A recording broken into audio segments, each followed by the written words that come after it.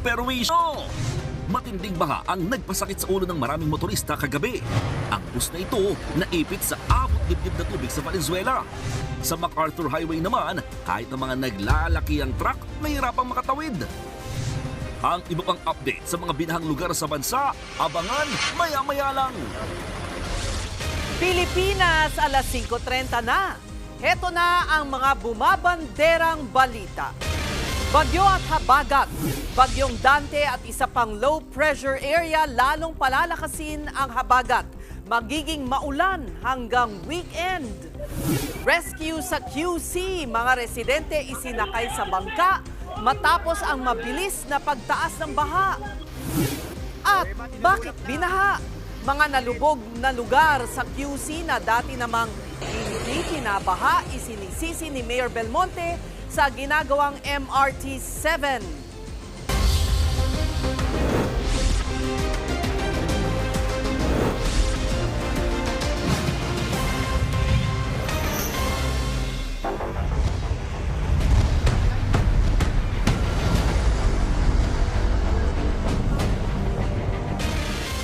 Sinagip ang maraming residente sa Quezon City matapos umapaw ang Lamesa Dam. Sa lalim ng baha, gumamit pa ng bangka ang mga rescuer. At live mula sa Quezon City, nangunguna sa balita si JC Cosico. JC, kamusta ang lagay ng panahon dyan? At saang mga lugar ang baha pa rin hanggang ngayon?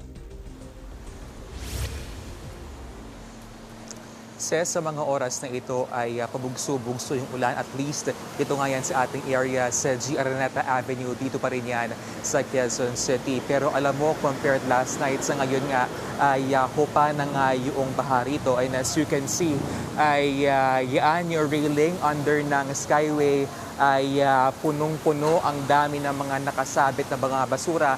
Pero kanina we saw some personnel na nag-start na nga na maglinis dyan. At this morning ay yun namang baha sa Barangay Fairview sa Quezon City sa Sapamanay Village ay abot 20 na nga lamang. Pero kumpara noong isang gabi ay umabot nga yan hanggang sa second floor ng mga kabahayan dahil yan sa pag-apaw ng Lamesa Dam. At maliban dyan, doon naman sa Barangay Gulod sa Novaliches, ay napakabilis ng pagtaas ng tubig at kaya naman abot liig yan, no? Kaya naman maraming ang mga residente ginamitan na ng rubber boat para nga ma-rescue yung mga taga roon. Pero we spoke to some residents. As we speak sa ngayon ay hupa na rin naman yung baha roon. JC, kamusta naman ang mga binahang residente?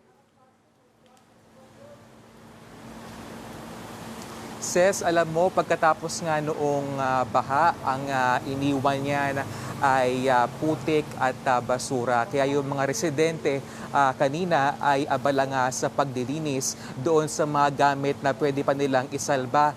Nanlulumong nga yung ilang mga business owners doon sapagkat yung ilan sa kanilang mga paninda ay nalubog rin sa baha. Umaapila sila ng tulong sa lokal na pamahalaan at umaasa rin sila na kung uulan man in the coming days ay hindi na ganoon kalakas para nga raw sila ay hindi na muling malubog sa baha.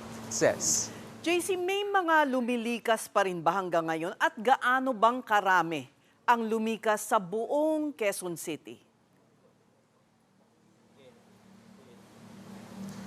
Doon sa huling update ng Quezon City LGU ay higit 10,000 families or over 35,000 individuals ang inilikas sa iba't ibang evacuation site dyan nga or dito sa Quezon City. At kabilang nga dyan sa mga evacuation center is itong Santa Lucia Parish sa Barangay Santa Lucia. Alam mo, sa ngayon, canceled nga muna yung mga misa doon kasi meron doong misa tuwing alas 6 ng umaga parang i-welcome or at least maging tahanan muna nitong mga evacuees. Kanina, ayon doon sa pamunuan ng simbahan ay nasa 200 individual ang naroon at ang kanilang ginagawa, yung mga pews, yung mga upuan ng simbahan ang nagsilbi nilang mga tulugan. Narito po ang pahayagan ng simbahan. talaga flood prone siya dahil nakaikot dito sa barangay namin yung creek. Yes, kaya konting ulan lang ay talagang tumataas ang tubig. Yan naman talaga ang misyon ng simbahan, no? Maging kanlungan ng mga nangangailangan. Ses, bukas naman itong Santa Lucia Parish na tumanggap ng mga donation, mga in-kind donation, gaya nga ng pagkain para po maibigay sa mga evacuees. Ses. Alright, JC, maaari mo bang ipakita sa amin yung bakas na iniwan ng baha dyan sa likuran mo? Kasi ito ay senyales kung hanggang saan umabot ang baha, hindi ba? At kung ano-anong uri ng mabasura ang nakasabit dyan. Yes, Ses. Gaya yung aking nabanggit kanina, ito yung G. Araneta Avenue, no? And as you can see, ayan, abot dyan sa mga railings na yan yung tubig baha. Kaya naman pag subside noong tubig baha, yan, mga nagsabit na mga plastic, na mga basura, yung nariyan nga sa railings. Again, we are here under ng Skyway. Pero kanina ay meron tayong mga namataan na ilang mga volunteers o mga personnel na nag-umpisa na maglinis ng mga basurang yan. Kasi doon naman sa other side, itong railings na ito ay kahit papano ay malinis-linis na. Ses. Yan ang ulat ni JC Cosico live mula sa Quezon City. Inumaga naman sa kalsada ang ilang motorista dahil sa matinding traffic at pagbaha. At live mula sa NLEX Balintawak Toll Plaza, nangunguna sa balita si Mayan Los Baños. Mayan, kamusta ang daloy ng trapiko ngayon sa NLEX? Ses, mula nga alas 4:30 ng hapon, ang lakas na naman ng ulan sa bahaging ito. Pero sa nakikita mo sa aking likuran, dito mismo ako, no, sa may harap lang ng toll plaza dito sa may Balintawak, malinis, maayos at mabilis yung traffic flow. Hindi kagaya kagabi, nasakit ng ulo talaga ng mga motorista dahil umabot ng 6 na oras silang stranded at na-trap, partikular dyan sa malapit sa Paso de Blas Interchange, ano, sa may Valenzuela area ng NLEX. Yan ay dahil umabot yung tubig baha hanggang liig. So sa may bahagi na yan ay meron ngang isang bus pa dyan na naipit na rin. Ano, buti na lang may mga nakaabot dyan ng mga rescuers at gumamit na lang sila ng lubid para maitawid yung mga pasahero, Ses. Bakit daw hindi agad nakalabas ang tubig na naipon sa NLEX? Tinanong natin yan sa pamunuan ng NLEX, ang kanilang paliwanag bukod sa syempre napakarami talaga nung tubig ulan kahapon, ano, at gumagana naman lahat ng pumping stations ng NLEX, pero talagang pagdating daw nung hapon hanggang nung gabi, yung pinapump out nila na tubig bumabalik na lang din dito sa NLEX dahil yung mga karatig na areas dito baha na rin, plus nag-high tide, plus nagpakawala pa ng tubig yung mga dam, so wala na rin lulusutan yung tubig galing dito. So yung nilalabas nila, bumabalik na lang din dito. Kaya naman dun sa may bahagi ng Paso de Blas na medyo mababang area, umabot na nga hanggang sa liig yung tubig. At hindi lang doon nagkaroon ng build-up kahapon, maging dun sa may Mindanao Avenue, ano, at dun sa Elevated Expressway, papuntang Metro Manila, nagkaroon din ng mabagal o halos wala na rin talagang galawan yung mga sasakyan dyan. Samantala, hindi lang Paso de Blas area ng Valenzuela ang lumubog dahil nasa 22 barangay ng Valenzuela, ang tinamaan din ng habagat. Sa drone shot nga na nakuha ng TV5 o ng News 5, makikita yung pila ng mga trailer truck sa boundary ng Valenzuela at may Kawayan, Bulacan at sa MacArthur Highway.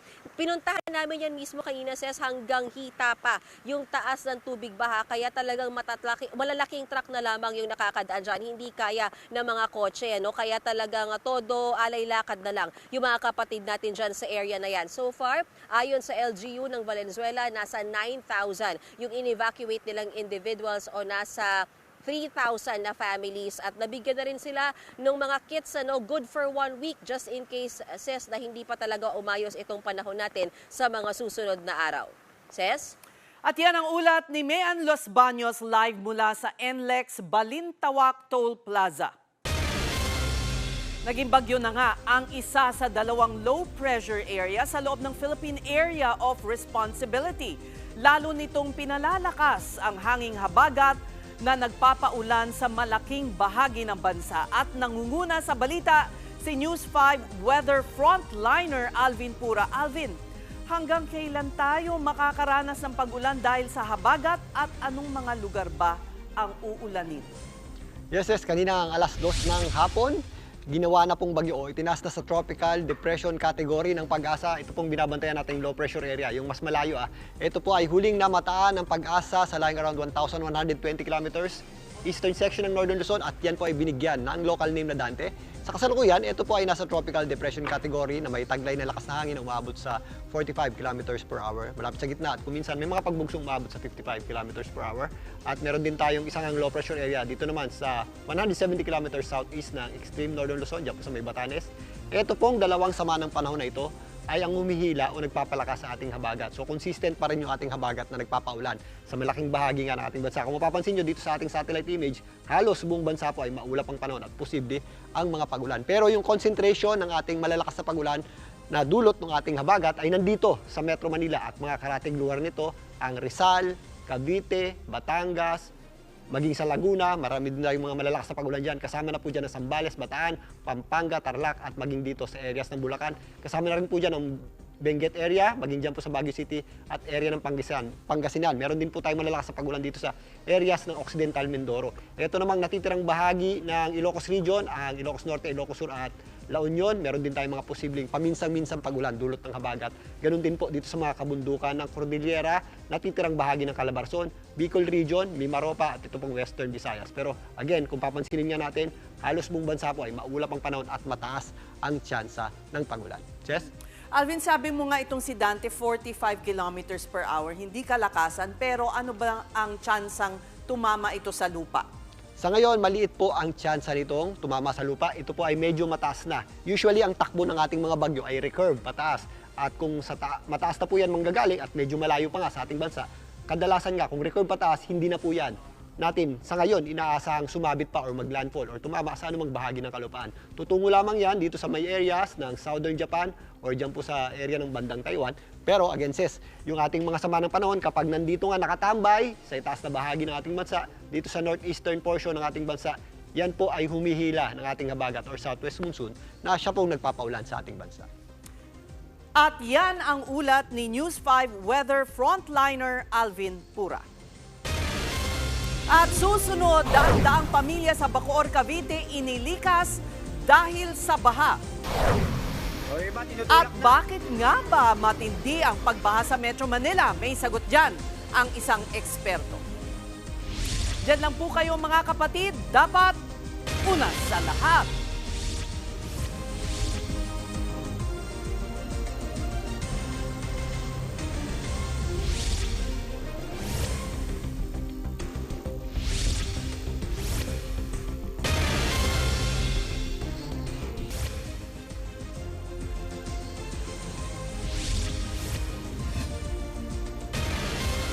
Isinailalim na sa state of calamity ang buong Cavite dahil sa matinding pagbaha. Sa bayan ng Bacoor, daang-daang pamilya ang inilikas at maraming motorista ang naperwisyo. At live mula sa Bacoor, Cavite, nangunguna sa balita si Gary De Leon. Gary, marami pa rin ba ang stranded na motorista dyan? Ses, maraming motorista ang na-stranded. Mula kasi sa Zapote, patungo ng Bacoor, Cavite, baha. Ang iba nga, ginawa na lang nila, iniwan ng mga sasakyan sa ibabaw ng flyover para naman mailigtas sa mga ito. Sa Aguinaldo Highway naman, sa Bacoor, Cavite pa rin, mistulang dagat na ang kalsada. Maraming establishmento ang sarado rin. Dahil bukod sa malalim na baha, brownout din kasi sa lugar. Mula pa yan kagabi. Mula naman sa Bacoor hanggang sa Imus, halos pinalubog na ng tubig baha ang mga kalsada. Maraming naglalakad sa baha at sa gitna ng kalsada para makauwi. Pero ang mga bata naman, ginawang swimming pool pa ang baha. Ses. Gary, ilang bayan ang apektado ng pagbaha dyan sa Cavite? At may mga naiulat din bang mga nasirang estruktura? Sa tala ng Cavite PDRMO, 12 bayan ng bagyang binaha pero nagpatupad ng preventive evacuation ang LGU. 2 bayan naman sa Cavite ang nakaranas ng malawakang pagbaha. 7 bahay naman sa Ternate ang nasira ng habagat, 4 sa Naik at 1 naman sa Alfonso, habang pahirapan naman ang pagdaan sa Magallanes, Nasugbu Road. Tanging motorsiklo lang kasi ang pinadaraan at pinapayagang makaraan sa ngayon. Wala naman na italang casualty ang PDRMO. Abot sa 496 families ang niligas mula sa 12 bayan naman sa Cavite. Sa ngayon na nagdeklara na ng state of calamity ang Cavite. Ito ay inanunsyo ngayon ni Cavite Governor Abeng Remulla. Kanina naman sinasabi may isang bangkay na natagpuan kahapon sa area ng Ternate, pero sabi ng PDRMO hanggang sa ngayon ay hindi pa raw ito na. Alright, yan ang ulat ni Gary De Leon live mula sa Bacoor, Cavite. Bakit nga ba matindi ang pagbaha sa Metro Manila? Ipinaliwanag yan ng isang eksperto. At live mula sa Commonwealth Avenue sa Quezon City, nangunguna sa balita si Marian Enriquez. Marian, ano ba ang paliwanag ng eksperto?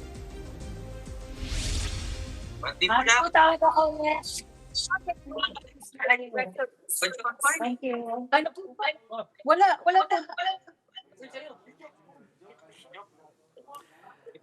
Babalikan natin si Marian. Tila...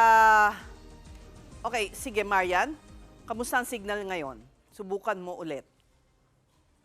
Yes, nakausap nga natin mismo si Project NOAA Executive Director Dr. Macar Laglay. Tungkol dito, ayun nga sa kanya, talagang marami yung ulan na binuhos na ito na mag-focusing at ng habagan na parado na yung drainage system.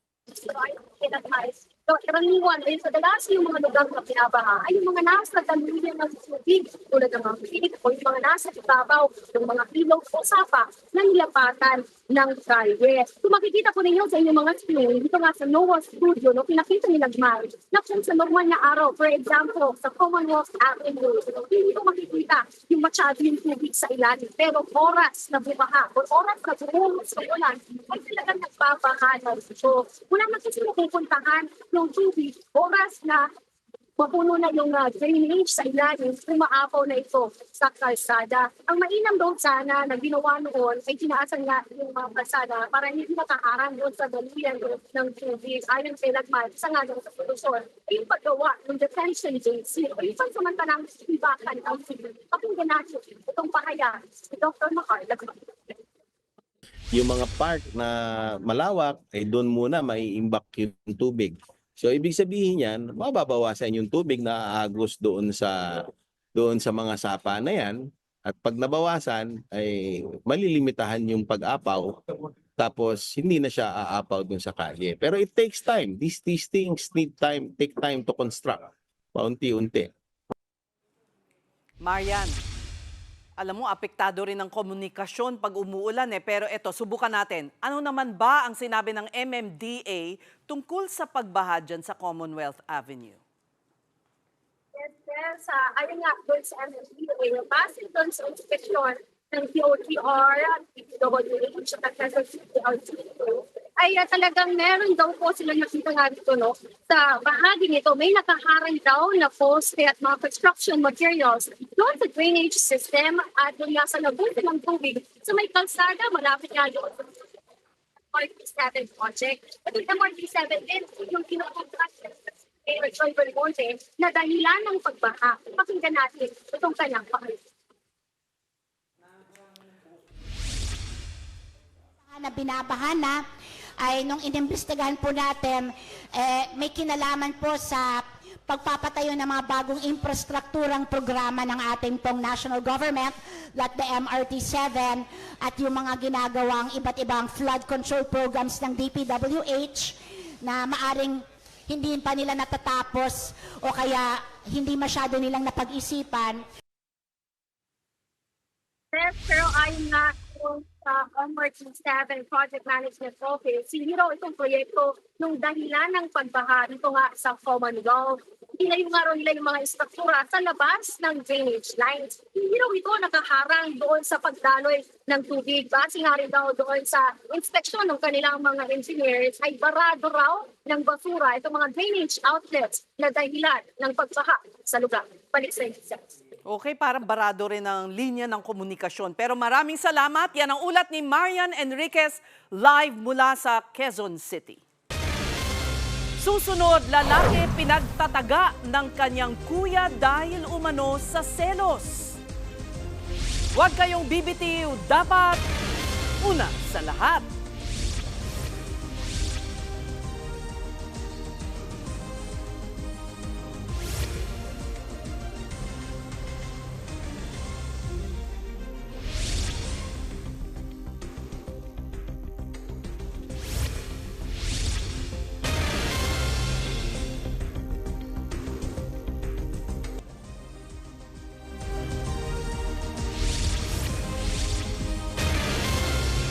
At kahit nasa Amerika, ipinag-utos ni Pangulong Bongbong Marcos ang pagbibigay ng agarang ayuda sa mga inulan at binaha. At live mula sa Washington, D.C. sa Amerika, nangunguna sa balita si News 5 Palace Correspondent Maricel Halili. Maricel, ano pa ba ang direktiba ng Pangulo?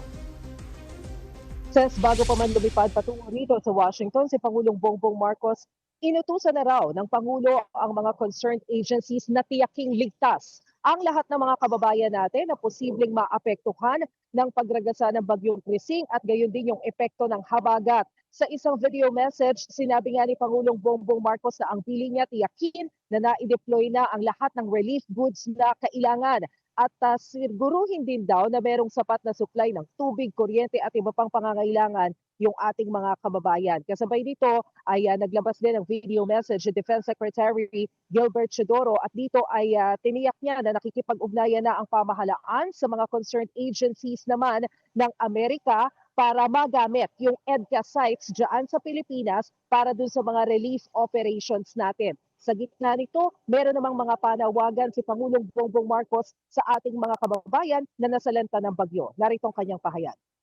Pakiusap ko lang po sa inyo ay pakinggan nyo po ang mga sinasabing advisory ng inyong LGU, ng national government at pakisundan lang po para naman matiyak natin na hindi kayo malagay sa alanganin. Balik sa iyo, Seth. At yan ang ulat ni Maricel Halili live mula sa Washington, D.C. sa Amerika. Mga bumabanderang headlines, alam mo na, dapat una sa lahat. Abangan po ninyo kami ulit bukas dito sa TV5 sa 1PH, RPTV, True TV at 105.9 True FM.